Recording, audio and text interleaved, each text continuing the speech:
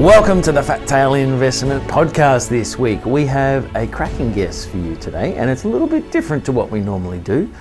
Her name is Erna Walraven. She's written a book called Sunset in Spain. Now, I happen to pick this up because I've got a Spanish wife. I've tried to learn Spanish. Both my girls speak Spanish because of their mum.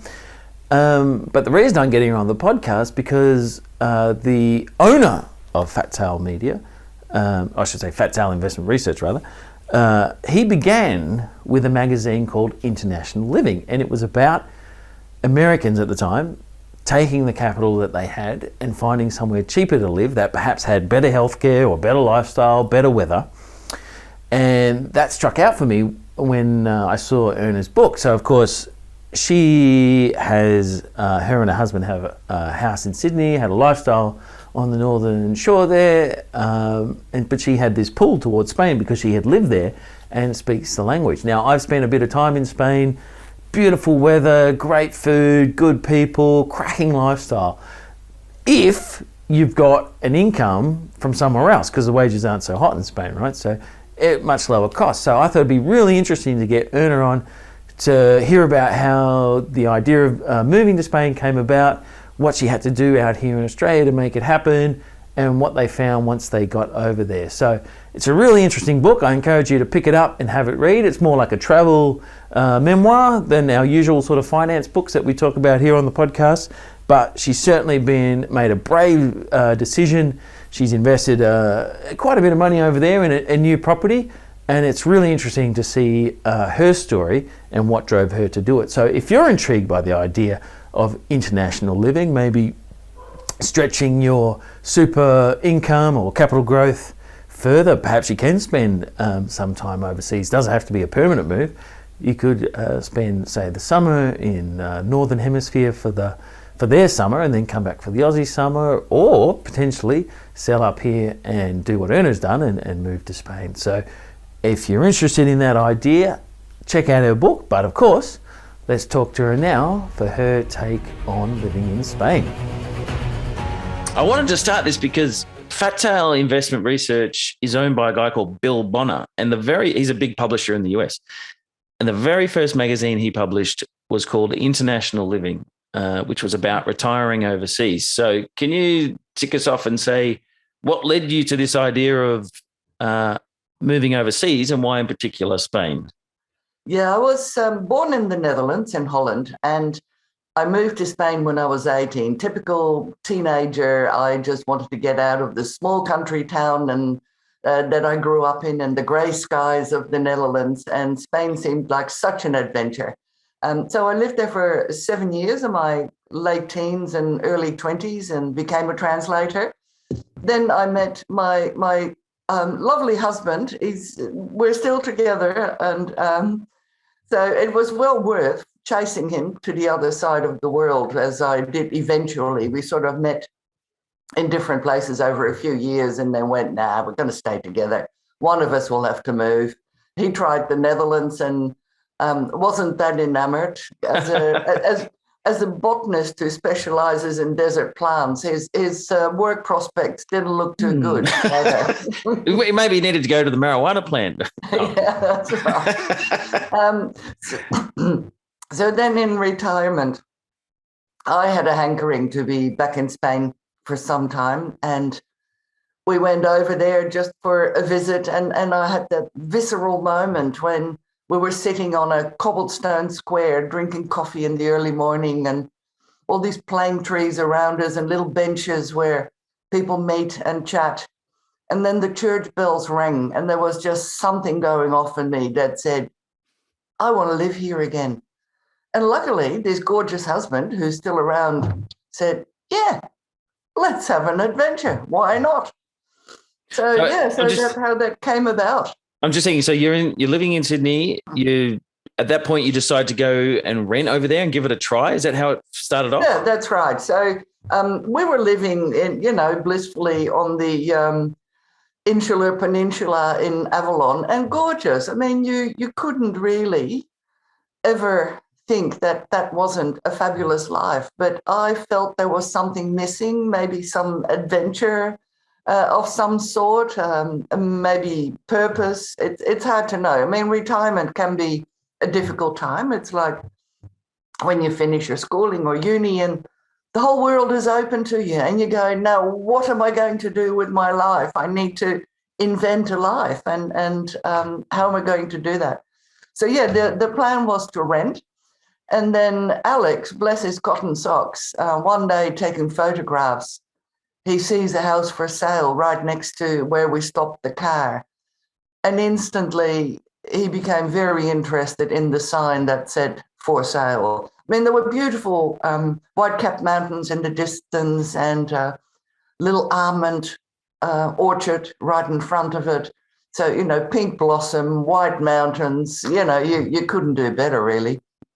Well, just quickly to go back to the decision, just for the one thing, I presume the hard part is if you're leaving someone behind. Do you have kids or elderly parents, or it was because you literally just go, look, you know, bugger this, we're retired, we're going to cut loose? Yeah, we don't have kids, so we both had very involved careers in conservation. So I worked as the senior curator at Taronga Zoo, managing all the breeding programs and the animal release programs for rewilding, and my husband worked in national parks and was the manager of the branch that looked at creating new conservation areas, national parks, nature reserves.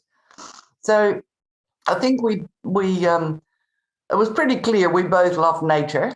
And one of the things that we found irritating in Sydney was how long it took to get into the bush. You know, you had to go on highways and there'd be traffic and there'd be traffic jams and all of that. It would take at least an hour and a half, 2 hours to get out of the bush. So we were quite keen to live somewhere in a community where you could go for a walk and there'd be real nature, not asphalt.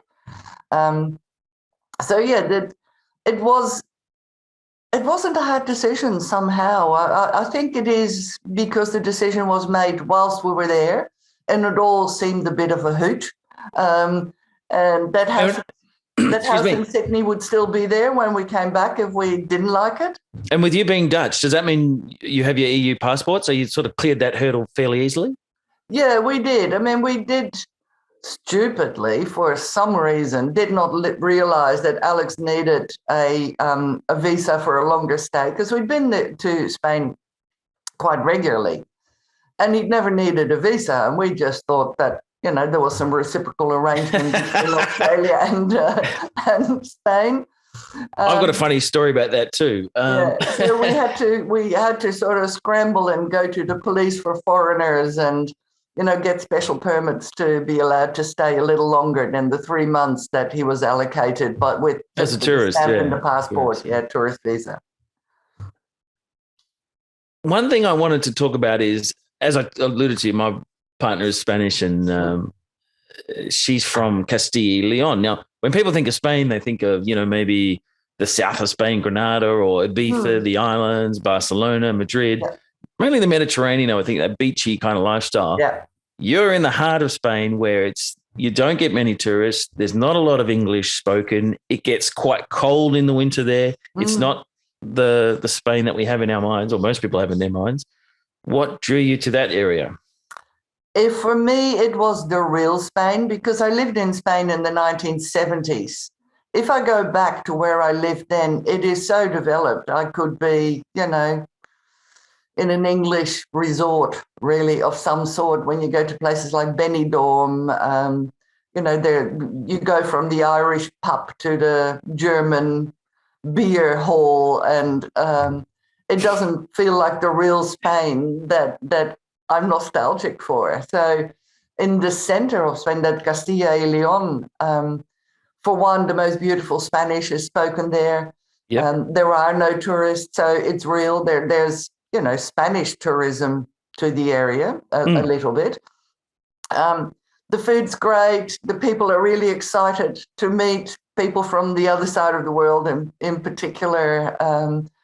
And I don't know, it just felt like the real Spain that I remembered from the 1970s. Yeah, so that was where I wanted to relive that time in Spain in that particular region because it is so beautiful.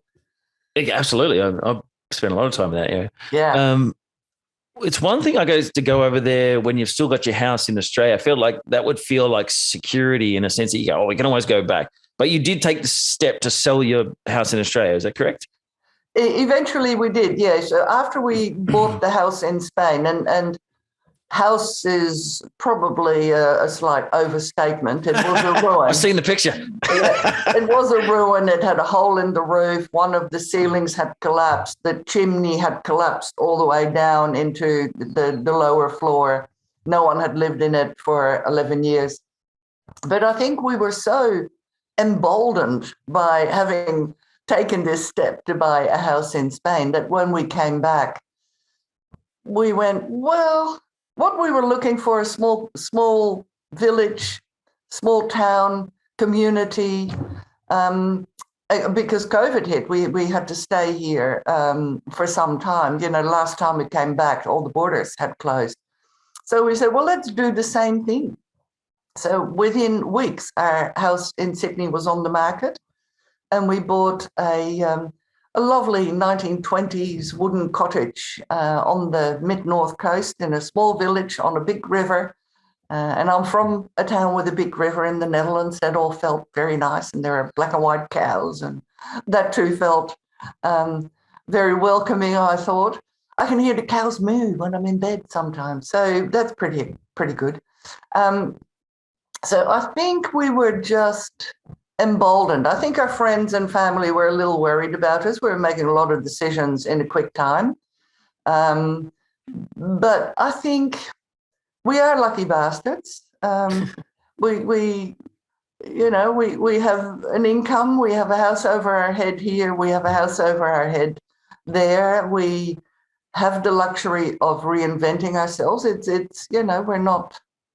So is the plan going to be spend the summer in Spain or summer in spring and then come back to Australia for the Aussie summer, roughly? We want to experience all the different seasons. So one of the things I miss about Europe is that the seasons, the joy of spring, the beauty and the blistery winds of autumn and the colour of the leaves. And so I'm very keen to spend a couple of months in all the different seasons and just vary that year by year. Whatever else is on, really. I've got to say, I'm in that Castilla Leon, and I presume it's part of the same.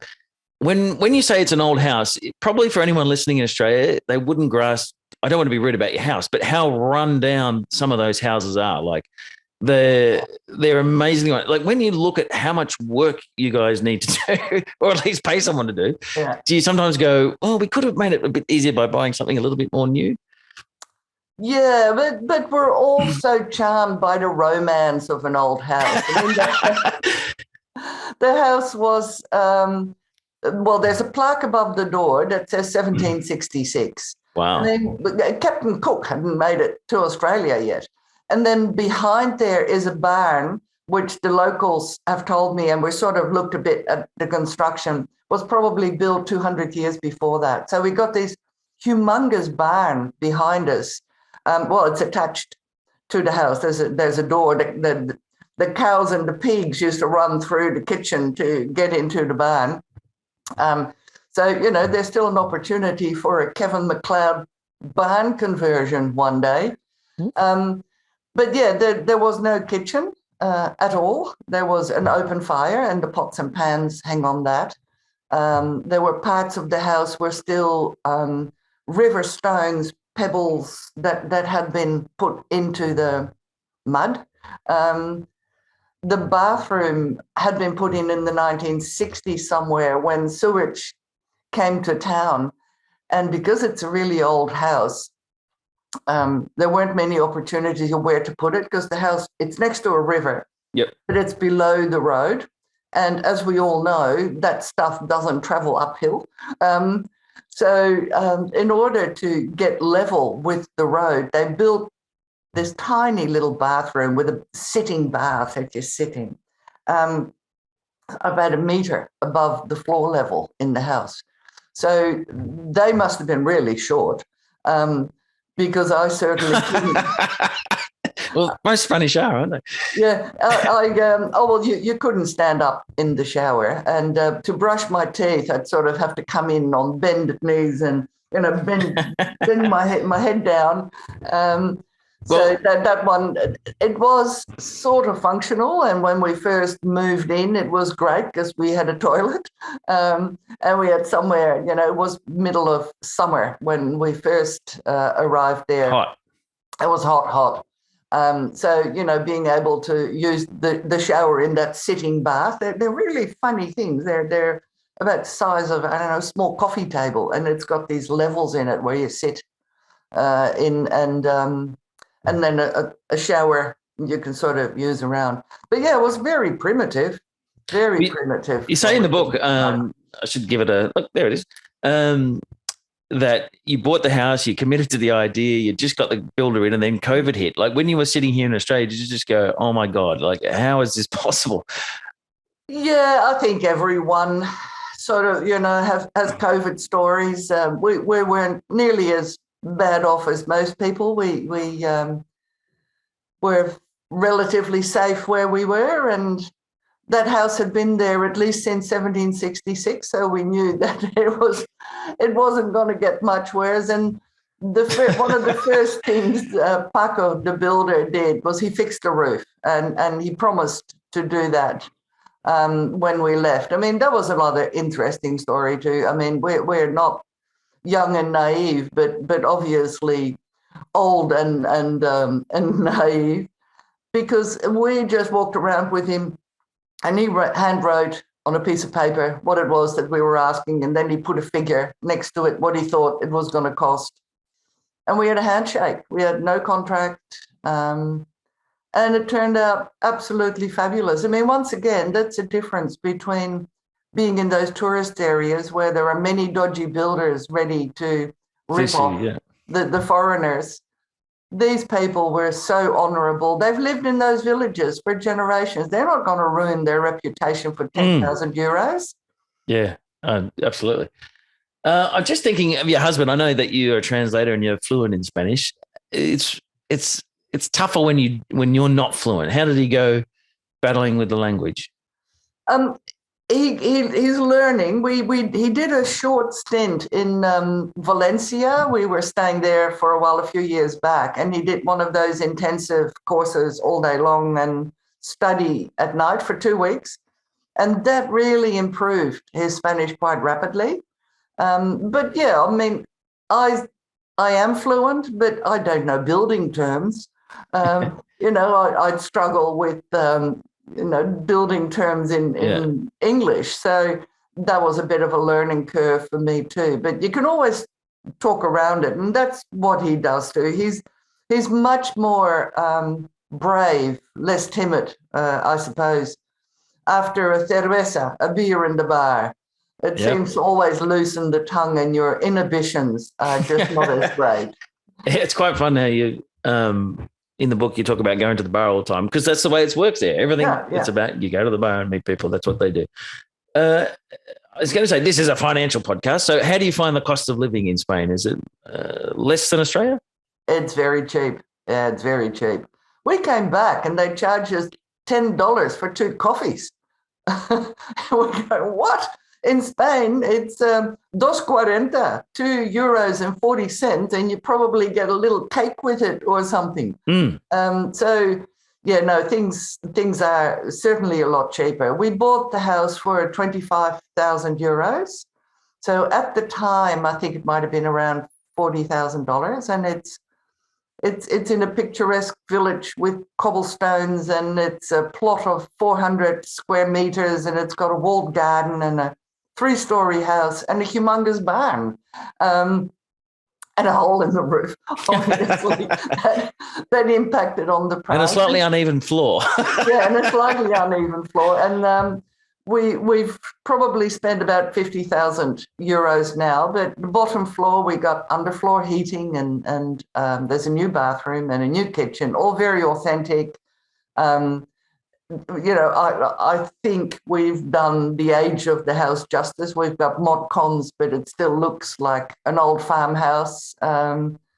So, and we'll probably spend a bit more time there, but there's also a financial payoff because I wanted to spend more time in Spain. And if you want to spend a couple of months a year there and you pay 150 euros a night for hotel accommodation and you have to have every meal out, you do get your money back quickly. And we're happy for friends and family to go and stay there. We don't want to rent it out. We don't want to be in competition with the two little casa rurales. They're two people who rent out a whole house or a couple of rooms in the village. And certainly we don't want to send over Australians that could be guests in their places and contributing to the local economy. So you talk about the coffee. I mean, the part of the world you're in is like a fantastic wine growing region. And I don't people out here know Rioja, but I don't think they know the Ribera del Duero sort of stuff to the equivalent level. But as you say, the wine is absolutely delicious. It is. And you go to a bar and it's like €2 a glass and you're like, this is crazy. I lived in Spain for 6 months and I came back so overweight because of the bread is so delicious. The wine's delicious. Yeah. And you just meet people for drinks all the time. And it is not the offsetting sport culture. It's quite to the same degree. But yeah, I had a wonderful time. The wines and the tapas, and it's the whole culture around that. You know, we were talking about a bar before. A bar is not what a bar is in Australia. The bar in Spain is the hub of town. It's the social meeting place for everyone. You go there for coffee, you go for breakfast, you go for lunch, you go mid-morning to catch up with some friends, you have a wine in the evening, you might have dinner there. I mean, everything revolves around the bar. And one of the things I love, there's a small nursing home in our village, and on Sundays, everyone comes from, most of the children of the people in there would be working in Soria, the province. And everybody wheels out their oldies to one of the two bars for a drink before lunchtime or have to have lunch there or something. So, and there's this old guy who lives in the nursing home and he's in a wheelchair. I'm not sure why he's got it, because with his hands on the resting handles, not on the wheels, he sort of steps himself using his legs while sitting in the wheelchair to the bar every morning. So it's for young and old. I love seeing, 3 or 4 women in their late 70s or 80s coming together in the late afternoon for a glass of wine. I mean, you don't see many octogenarians going to the bar in Australia, do you? No, I think they look after their old a bit better over there. Because of those communities, they sort of stick together like that in that way. When you go, so you come back to Australia, and then you go back. Do you slip back into their timetable, because it is different over there? They'll have dinner at 10 o'clock at night. Do you like stay on the Australian timetable, or do you slowly sort of your body gets back into the rhythm? Yeah, we certainly try to be on the Spanish timetable as soon as possible. Dinner at 10, still find it hard. The last time we were there, some of the neighbours were there for the Easter weekend. And they said, let's all go meet you at the bar before dinner tonight. And we said, yeah, good. What time? 8:30? And then at 10 o'clock, they said, would you like to come to our place? We're probably going to put some potatoes on the barbie or something. I mean, that would have taken, from 10 to 11, 11:30 before those potatoes were edible in any way. So we'd actually snuck in a little bit to eat before we met them at the bar at 8:30. But we certainly don't tell people. We pretend we're fine with it. But we're morning people, like the birds will wake me up at first light and I'll be up. So it's pretty hard to also do the night owl thing. I remember last time I went to Spain, we were in Ibiza to visit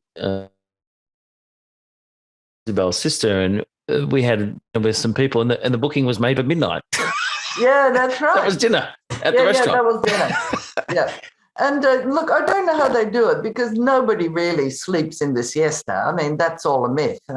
People have a big meal. If you're working and caught away from home, you go to a bar and you have a 3-course meal with a bottle of wine, and then you go back to work at 4 o'clock or 5 o'clock or whatever your business does. Yeah, so nobody really sleeps this siesta. I think they all get up much later than we do, and perhaps we need to close the big wooden blinds. I mean, that's probably why they're there. Those is it persianas? I think they're called. Yeah, persianas, so that it's so black when the they light do that. doesn't come in, because we're so used to waking up at first light. I mean, when you've got a working life, I worked in the zoo for 30 odd years, and you're up very early to start the day. So we've always been getting up between 6 and 7 somewhere. So it's very hard to stop that, but we certainly try. We don't have lunch at noon. We don't have dinner at 6, but we might try to have a lunch at 2:30, somewhere between 2 and 3 o'clock. And if we can if it's just the two of us, we'll probably have dinner at about 8. But if we go out, then that's how it is. That's the timetable over there. Yeah. So you're in Australia now, and when are you going back to Spain? Probably September, because these books just come out, so I'm doing some of the promotions. I've just been to the Bellingen Readers and Writers Festival, which was fabulous. Hence my voice is a little crackly. I did way too much talking. So yeah, I'll do some of that stuff, and then we're going back late August, early September, probably. When I finished the book, it occurred to me, like, you just bought the house, etc. There's like another book coming as you do up the house, it seems to me, and whatever adventures you find while you're over there. Are you going to do another one? Look, I'm keen to. I'd like to do a follow-up, and perhaps I might combine memoir writing with novel writing. I don't know whether anyone does that. But the last person to live in the house is Soledad, an older woman who had a very interesting life. And I might like to do a fictional account of that life of a single mother in Catholic Spain in the early 50s, and that would have been what that all meant. Yeah, so I'm very keen on doing that. We found so many amazing things in the house. Like, we bought everything, 3 stories and a barn full of hoardings of generations of the Martinez family. So there were 7 trunks in the attic, and a gun. I remember that in the book. Yeah, there's a pistol. There was a pistol which we were told was probably from the Civil War in Spain, 1936 to 1939. And clothes. There were loads of clothes, and no one had done this poor woman the service, paid her the respect to deal with her possessions that would have been precious to her. There was still a chorizo in the fridge. There was bread. That would have been a bit rough. Bags. Yeah, there was still, her shoes were under the bed.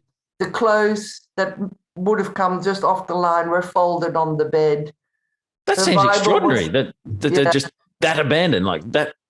Yeah, I think maybe people came in and took perhaps precious things, but she was dirt poor, like awfully, awfully bitter, cold, poor life. Oh, it gets very cold in that part. Yeah, that part gets very cold. So, no one did that. And Alex and I, we saw it as our duty and privilege to be able to pay her the respect to her life that it deserved. But because we bought the house with everything in it, when you eat at someone's table, sitting on their chair, sleeping between the sheets that she's embroidered, you do start to feel a connection. And we were very keen to make sure that everything we did with her possessions was the best decision we could make. So, all the good clothes went to charities, and We reused. I mean, we hardly bought any furniture. I mean, there was beautiful, iron bed heads and oak furniture, and it's just delightful to be able to clean it up. I mean, there's a bit of woodworm we need to attack in some of it, and but we needed to buy very little. But it's just been sad to be I feel impacted by her life. I can just imagine you there sitting by the river there, tapping away with the Castilian sun when it's nice and warm again, and all that sort of stuff. That sounds pretty good. Yeah, it is pretty good.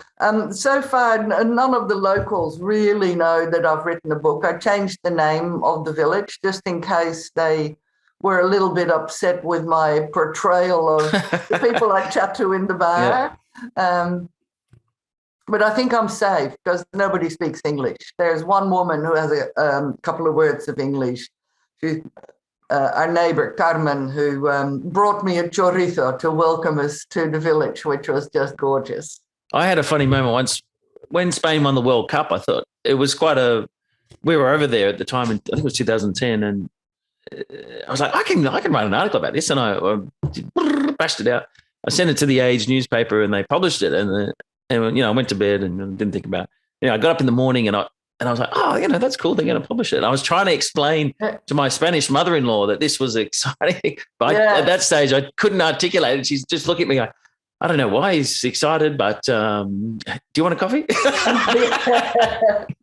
Let me feed you in some way. Yeah. Let me feed you something. I don't know what else to do with it. Yeah. Oh, that's great. All right, Erna, it's been an absolute pleasure talking to you, and love the book. I love travel books, and I love Spain too. So I love getting over there and hearing it. And incredible that you're in that part of Spain because most people don't go there and they don't hear about it. So super cool. I'll be thrilled to see you do a sequel for the story of the house.